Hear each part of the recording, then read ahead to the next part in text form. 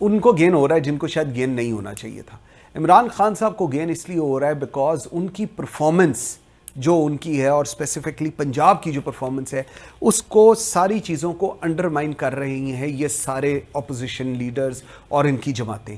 پنجاب کی حکومت کیا کر رہی ہے، پنجاب کی اندر تبدیلی سرکار نے کیا کچھ کیا ہے، یہ ہم سب کو پتہ ہے.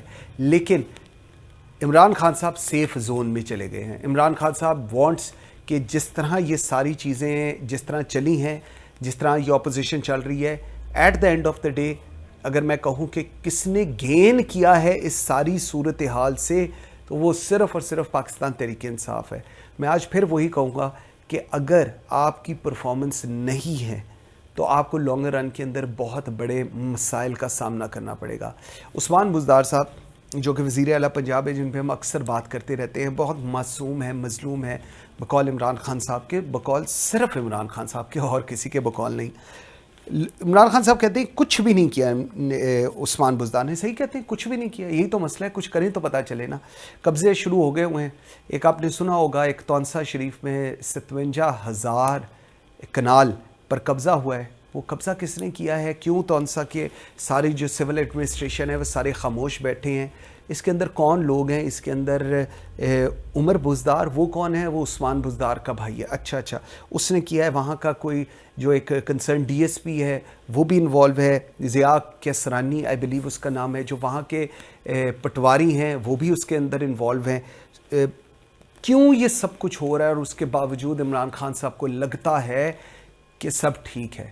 اس کا مطلب یہ ہے کہ اگر ایک جگہ یہ کرائم، ایک قبضہ، یہ سب کچھ ہو رہا ہے اور پورے میڈیا کو پتہ ہے کہ یہ ہو رہا ہے، تونسا اسلام آباد سے زیادہ دور نہیں ہے.